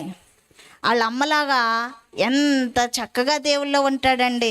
అది ఎక్కడి నుంచి వచ్చింది అమ్మ? బిడ్డల గురించి చెప్పుకునేటప్పుడు ఎవరి ప్రస్తావన రావాలి? ఆటోమేటిక్గా తల్లి ప్రస్తావన రావాలి, తండ్రి ప్రస్తావన రావాలి. అర్థమవుతుందమ్మా? ఈరోజు ఈ రాత్రి కాలము ఏ తల్లి వలె నీవు ఉన్నావో 7 తల్లులను మీకు చూపించాను, లెమూయేలు తల్లితో సహా. ఏ తల్లి వల్లే నీవున్నావు? ప్రార్థన నేర్పిస్తున్నావు నీ బిడ్డలకి, ఉపదేశం ఇస్తూ ఉన్నావా, భయభక్తులతో పెంచుతూ ఉన్నావా, జ్ఞానాన్ని నేర్పిస్తున్నావా? ఏం చేస్తున్నావు?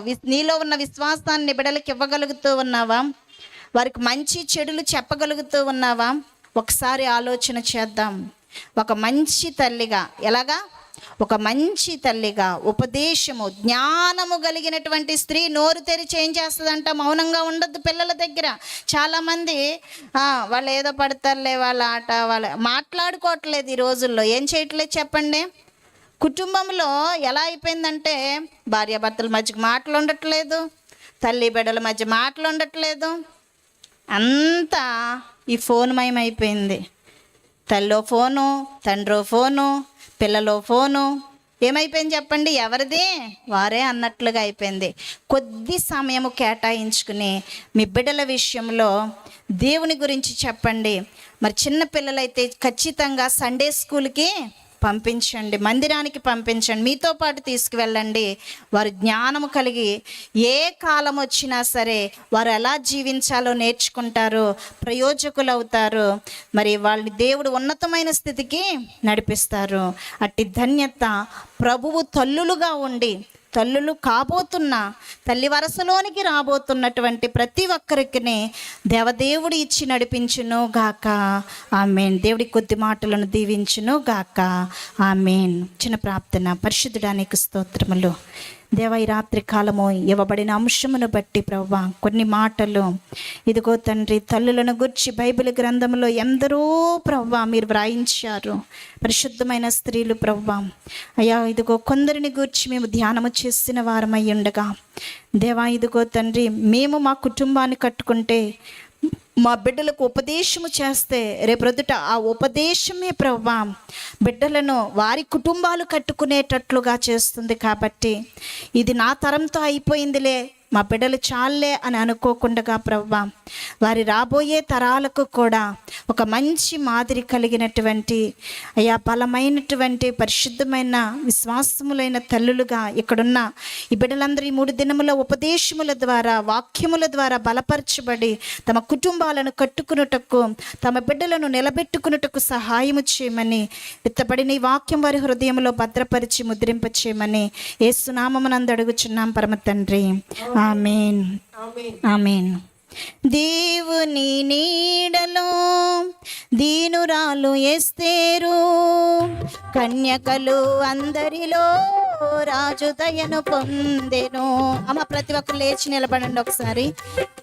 దేవుని నీడలో దీనురాలు ఎస్తేరు, కన్యకలు అందరిలో రాజు దయను పొందెను. మోయాబు దేశమందు అన్యురాలు రోతో, మోయాబు దేశమందు బెత్లెహేము పురమందు బోయాజు పొలమునందు, బెత్లెహేము పురమునందు బోయాజు పొలమునందు దేవుని దయ పొందెను ఆ రూతు. దేవుని దయ పొందెను, దేవుని దయ పొందెను ఆ రూతు, దేవుని దయ పొందెను. మరి ఒకసారి అవకాశం ఇచ్చిన అమ్మగారికి మరణాత.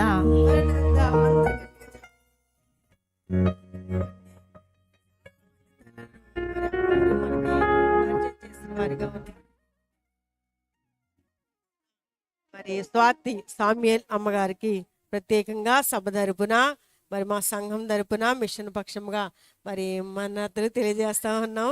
మరి చాలామంది తల్లులను పరిచయం చేశారు. అలాంటి తల్లులుగా మనము ఉండవలసిన వారమని మరి ఈరోజు నేర్చుకున్న వారంగా ఉన్నాం. కాబట్టి ప్రతి ఒక్కరూ కూడా మరి మీ బిడ్డలకు మరి బోధించండి. ఏమని? ఎలాగైతే మరి ఆ సొలొమోను గారి తల్లి బోధించిందో ఆ రీతిగా బోధించాలి. ఇర్మియా గారి తల్లి బోధించినట్లుగా బోధించాలి. ఈ రోజుల్లో మరి ఎవరు కూడా పిల్లలు మాట వినడం లేదు. మరి మాట వినడం లేదంటే ఏం చేయాలి? ముందుగా తల్లి ఆమె పెందల కాడే లేచి తన ఇంటి వారికి ఏం చేస్తుందంట? భోజనం.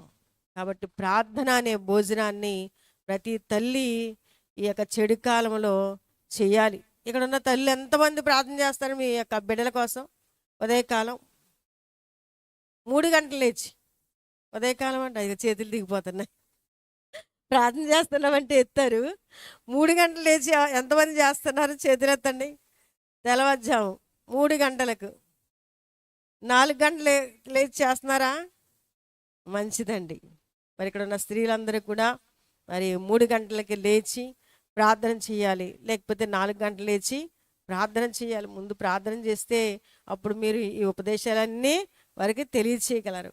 కాబట్టి చాలా తల్లులైన వారిని పరిచయం చేసి మరి ఎంతో చక్కని వాక్య సందేశం, మరి ఎప్పుడో వచ్చేసారు, 7 గంటలకే అమ్మగారు వచ్చారు, చాలాసేపు మన దగ్గర కూర్చున్నారు.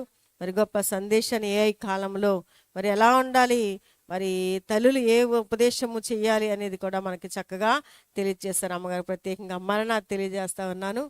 మరి ఒక చక్కని పాటలో రాయబడింది ఏంటి అంటే, యేసునామధారులందరూ ఎంతో ధన్యులు వారు,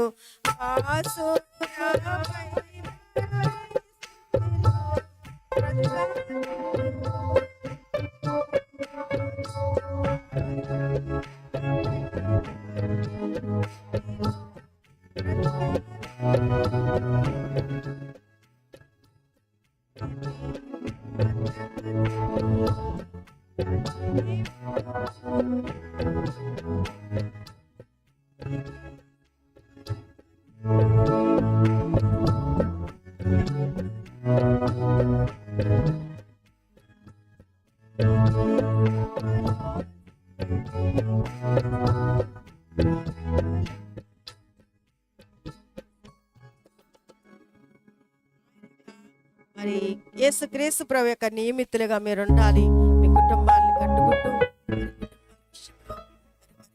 కనిపెడుచు మరి ఎటు వెళ్తూ ఉన్నారు, ఏ వైపు వెళ్తూ ఉన్నారు, మరి ప్రార్థనని ఎలా శుద్ధి చేయాలని మరి రాత్రి సమయంలో ప్రభుని అడిగి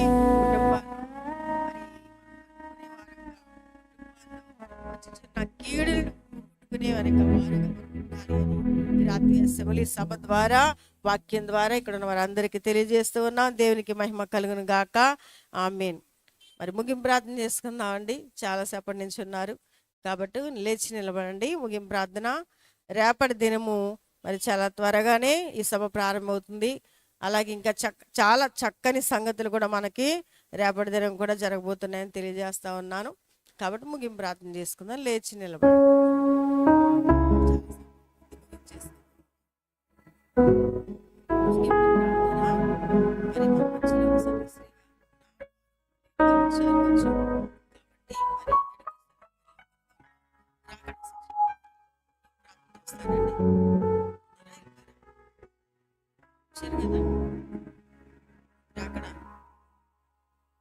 ప్రసన్న కుమారి గారు రండి. 5 ప్రార్థన పనిలో ఒకరుగా ఉన్న ప్రసన్న కుమారి గారు ముగింపు ప్రార్థన చేస్తారు. తర్వాత దీవెని తీసుకుందాం. రేపటి దినం అందరూ కూడా 6:30 గంటలకే రండమ్మ. మన సంఘ బిడ్డలు అందరూ రావాలి, అందరినీ కూడా తీసుకురండి. మరణాత ముగింపు ప్రార్థన చేసుకుందాం. ప్రతి ఒక్కరు కళ్ళు మూసుకుని, నాయన ఈ దినము ప్రభా సభలోనికి వచ్చాము. ఈ సభలో వచ్చిన మాతో మీరు మాట్లాడారు. ఎందరో తల్లిని మాకు పరిచయం చేస్తారు కనుక నాయన ఆ తల్లుల వలె మేమును ఉన్నాము లేదో ఈ రాత్రి సమయంలో పరిశీలన చేసుకోవాల్సిన వారంగా ఉన్నామని ప్రతి ఒక్కరూ కళ్ళు మూసుకుని ప్రభుని తలస్తూ మరి ముగింపు ప్రార్థనలో మనం పాల్గొందాం. ముగింపు ప్రార్థన 5 ప్రార్థన పరులలో ఒకరు, 7 సన్నిధి పరులో ఒకరుగా ఉన్న మరి ప్రసన్న కుమారి గారు ప్రార్థన చేస్తారు.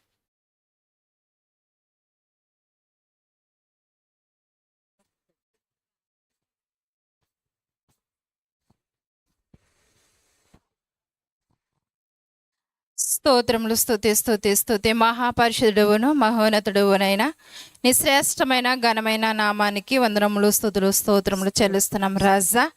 నైనా ఈ శ్రేష్టమైన దినములో ప్రభా ఇదిగో తండ్రి మొదటి దినం నైనా స్త్రీల సమాజ కూటంలో ప్రభా మీరెంతో ఘనముగా జరిగిస్తున్నందుకే నీ కొందరములు స్తుతులు స్తోత్రాలు ప్రభా.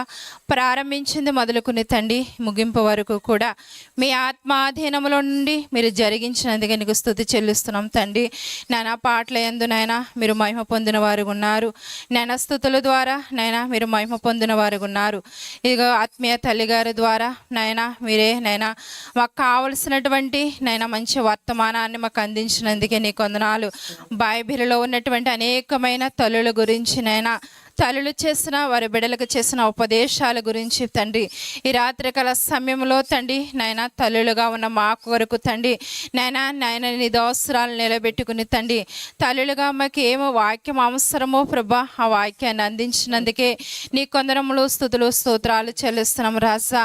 నాయన ఇంత మంచి వర్తమానం తండ్రి మా హృదయాల్లో మేము భద్రము చేసుకుని ప్రభా దినదినము దానిని ఎవరు వేసుకుని ప్రభా మా బిడ్డలకు తండ్రి నాయన ఇంకా మంచి ఉపదేశములు చేసే తల్లులుగా తండ్రి మీరు మమ్మల్ని ఉంచమని అడుగుచున్నాం యేసయ్యా. నీ కొందనాలు స్తుతి స్తోత్రాలు తండ్రి నాయనా. ఇదిగో ప్రభా వచ్చిన ప్రతి ఒక్క బిడ్డని మీరు దీవించండి, ఆశీర్వదించండి తండ్రి నాయనా. విన్న వర్తమానాలను తండ్రి హృదయాల్లో భద్రపరచమని అడుగుచున్నాం యేసయ్యా. నీ కొందనాలు స్తోత్రాలు తండ్రి నాయనా. ఇదిగో ప్రభా ఇంతవరకు తండ్రి మీరెంతో ఘనముగాను మర్యాదగాను నాయనా ప్రభు ఈ సభ జరిగించినందుకే నీకు స్తుతి చెల్లిస్తున్నాం తండ్రి. నీ కొందనాలు వరలోక భక్తులను భూలోక భక్తులను ఆత్మ సంసారమైన వరభక్తులను మీరు ఎక్కురించినందుకే నీకు స్తుతి చెల్లిస్తున్నాం ప్రభా నైనా. ఈ స్థలానికి ఎవరు రావడం నీకు ఇష్టమో అనేకమైన బిడ్డలు మీరు నడిపించినందుకే నీకు స్తుతి చెల్లిస్తున్నాం తండ్రి నైనా. ఈ స్థలం అందు చేరిన ప్రతి ఒక్కరిని కూడా నాయన మీరు దీవించి ఆశీర్వదించమని అడుగుచున్నాం తండ్రి నైనా. ఇదిగో సంశిష్టం వారిని దీవించండి నాయన. బిడ్డలు ఎంతో ప్రయాసపడి నాయన వారు నాయన సృష్టాన్ని ఏర్పాటు చేసిన వారు ఉన్నారు. అలాగే ప్రభా కృష్ణ వారిని నాయన మీరు జ్ఞాపకం చేసుకోండి తండ్రి. బిడ్డలు నాయన ఇదిగో తండ్రి నాయన ప్రభా ఈ సభ కొరకు తండ్రి వారు ఎంతో ప్రయాసపడిన వారుగా ఉన్నారు తండ్రి నాయన. అనేక విధాలుగా బిడ్డలైన వారు సహకారులుగా ఉన్నారు ప్రభా. ఎవరు ఏ సహకారులుగా ఉన్నారో తండ్రి వారందరినీ కూడా మీరు నాయన జ్ఞాపకం చేసుకుని దీవించి ఆశీర్వదించమని అడుగుచున్నాం యేసయ్యా. నీ కొందనాలు. మరి ముఖ్యముగా తండ్రి ఈ స్థలం అందు చేరిన ప్రతి ఒక్క బిడ్డని మీరు దీవించండి, ఆశీర్వదించండి తండ్రి నైనా. మొదటి దినం కూడికను తండ్రి మీరు ఎంతో జయకరంగా ఆశ్చర్యకరంగా అద్భుతకరంగా నీ నామానికి మాత్రమే మహిమకరంగా జరిగించినందుకే నీ కొందనాలు. నీ ఆత్మనికి నుంచినందుకే నీకు స్తుతి చెల్లిస్తున్నాం తండ్రి నాయన. నీ ఆత్మతో నైనా బిడ్డలందరినీ అభిషేకించినందుకే నీకు స్తుతి చెల్లిస్తున్నాం తండ్రి. ఎందుకంటే నీ వాక్యం సెలవిస్తుంది ప్రభా ఆత్మ లేనివాడు నా వాడు కాదన్నావు తండ్రి. నీ ఆత్మతోనైనా అందరూ నింపినందుకే నీకు స్తుతి చెల్లిస్తున్నాం యేసయ్యా. నీ కొందనాలు తండ్రి నైనా. ఇదిగో ఇంతవరకు జరిగిన ప్రభ కార్యక్రమాన్ని బట్టి నీకు స్తుతి నాయన. ప్రారంభం నుంచి ముగింపు వరకు కూడా నీ ఆత్మాధీనంలో జరిగించినందుకే నీకు స్తుతి స్తోత్రాలు చెల్లిస్తున్నాం తండ్రి. ఇదిగో అమ్మగారులు వచ్చి ఉన్నారు ప్రభా. వారు వచ్చే ప్రయాణంలో మీరు తోడుగున్నారు, వెళ్ళే ప్రయాణంలో కూడా మీరు తోడుగుండమని అడుగుచున్నాం తండ్రి. అనేకమైన బిడ్డల విశ్వాసాలను మీరు నడిపించారు తండ్రి. వారి యొక్క ప్రయాణాల్లో కూడా మీరు తోడుగుండమని అడుగుచున్నాం యేసయ్యా. ఈ రాత్రి అంతా నీ సంరక్షణలో నీ భద్రతలో ఉంచండి తండ్రి. రాత్రి నాయన మీరు ఆక మా పోక ఆలస్యమైతే ప్రభా మరొకసారి నేను సన్నిధానంలో తండ్రి ఈ విధంగా నిన్ను స్తుతించి నిన్ను గణపరిచే గొప్ప భాగ్యాన్ని మాకు మా అందరికి అనుగ్రహించమని మీరైనా ఇదిగో వచ్చి నీ ప్రార్థన నీ పాదాల చెంత చేర్చుకుని మీరే మహిమ ఘనత కీర్తి ప్రభావము యుగ యుగములు పొందుకోమని యేసయ్య పరిశుద్ధ నామములు అడిగి వేడుకొనిచున్నాము తండ్రి. ఆమేన్. మా తండ్రి నీ నామం పరిశుద్ధపరచబడును గాక, నీ రాజ్యం వచ్చును గాక, నీ చిత్తం పరలోకమందు నెరవేర్చును భూమి యందు నెరవేరును గాక. అనేది మహానముకు దయచేయండి. మళ్ళా అపరాధం చేస్తున్న వారిని క్షమించిన మమ్మల్ని శోధనని కీడిని తప్పించండి. రాజ్యం శక్తి మహిమ నిరంతరము నీవైనావు తండ్రి. ఆమేన్. ప్రవేశరత్వమే చేయం అపాది క్రియలకులై ప్రవేశరత్వమే చేయం అపాది క్రియలకులై ప్రవేశ సంపూర్ణ విజయం అపాదికి అంత నాశనం. హల్లెలూయా హల్లెలూయా హల్లెలూయా. స్తోత్రం స్తోత్రం స్తోత్రం. ఆమేన్ ఆమేన్ ఆమేన్. సృష్టికర్త అయిన తండ్రి యొక్క కృప, రక్షణకర్త అయిన మహానిక దీవెన, ఆత్మకర్త అయిన పరిశుద్ధాత్మ అన్యోన్య సహవాసం, సమలోనికి ఇచ్చిన మార్గంలో నడిపించుకుని ఆయన వాక్యాన్ని హృదయంలో ముద్రించి ఆయన రాజ్యాన్ని సిద్ధపరచుకుని ఆయన వచ్చుకుని ఆయనే మహిమ పొందును. ఆమేన్.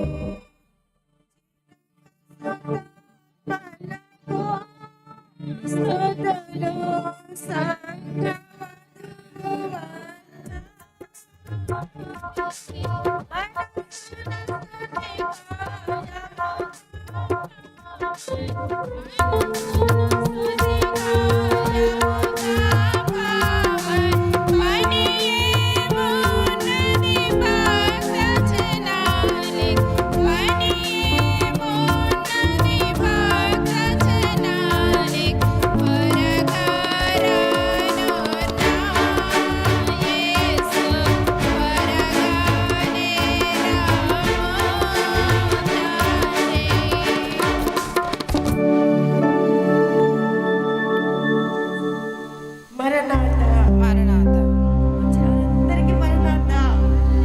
రేపటి కూడా మీరు రండి. మరి 6:30 గంటలకే మీకు సభ ప్రారంభమవుతుందని చెప్తా ఉన్నాను. అలాగే మరి త్వరగా సిద్ధపడి రావాలని తెలియజేస్తున్నాను. స్తుతుల క్రమాల్లో పాల్గొవాలి, మరి వాక్య పట్టణంలో పాల్గొవాలి. కాబట్టి అందరూ కూడా త్వరగా మరి మీ పనులు ముగించుకుని రావాలని తెలియజేస్తూ, మరి ఎంతవరకు చక్కగా వాయిద్యాలు వాయించిన వారికి ప్రత్యేక మరణాత, లైటింగ్ సిస్టర్ వారికి మరణాత, లైవ్ ఇచ్చిన వారికి కూడా మరణాత, అమ్మగారులు ఇద్దరికి కూడా మరణాత తెలియజేస్తారు. మరణాత యూత్ వారు సహకరించారు. మరి చక్కగా ఇదంతా ప్రాంగణం అంతా ఇంతగా సిద్ధపరిచిన యూత్ వారికి ప్రత్యేకంగా మరణాత తెలియజేస్తూ ఉన్నాను. మరి ఇప్పుడు కూడా మరి కొన్ని పనులు ఉన్నాయి కనుక సహకరించాలని తెలియజేస్తున్నాను. మరణాత